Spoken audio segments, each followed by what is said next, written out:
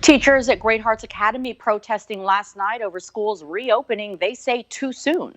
Several staffers at the charter school don't believe it's safe to bring kids back into the classroom just yet, especially with a report of a staffer with COVID-19 on one of the campuses. School administrators sent us this statement that reads in part, "We don't claim to have all the answers, nor will anyone attempt to convince you otherwise. But what we do know to be true is that there is heart and humanity in every decision we've made and will make moving forward." Teacher morale across the valley not very high right now with all of this going on.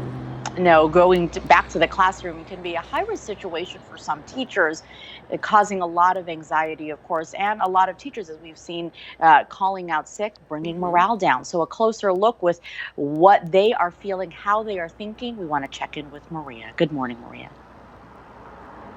Good morning, Tess. So if teacher morale continues to be low, Arizona Education Association leaders say teachers may quit or they may retire early. And that's an issue, putting a strain on your child's education, especially in a profession that's already hurting for more teachers. So one of the signs of low teacher morale includes protests. Teachers feeling like their district is not listening to their concerns.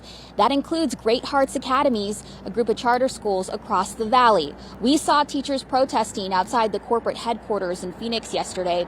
Over in Cave Creek at Cactus Shadows High School, a teacher sick out caused the delay to in-person learning, but the district somehow found staffing to make it work the next day.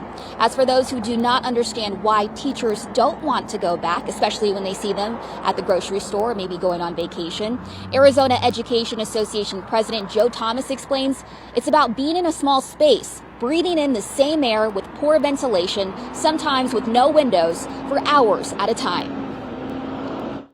And this isn't just about, is it time for me to retire? For the 60-year-old educator who has 30, 35 years teaching that wanted to turn in 40 years, this is about, am I going to get sick and die? But that's a very hard discussion to have with your family, with your principal, with your colleagues. Continuing to go. Queen Creek was among the first districts in the state to resume in-person learning, but teachers have reached out to us concerned about rumors of COVID cases and exposures. The district trying to calm those concerns, sending us a statement that they only notify, quote, appropriate individuals when necessary, and they work with the Maricopa County Health Department for guidance on reporting cases. But we know that parents want to know who those appropriate individuals are. As for now, it seems to be inconsistent how each district is handling coronavirus cases, who they're notifying and how. It gets a little complicated with HIPAA rules. So far, we do not know how the staffer is doing who contracted COVID at this Chandler Great Hearts location. So I do want to note I have talked with some teachers who say they are happy with their district's protocols and how they're coming back to school for in-person learning. But one thing I think both sides can agree on right now is that this whole time is just very uncertain. Heidi? Yeah, no easy answers for anybody on this issue. Maria, thank you for that.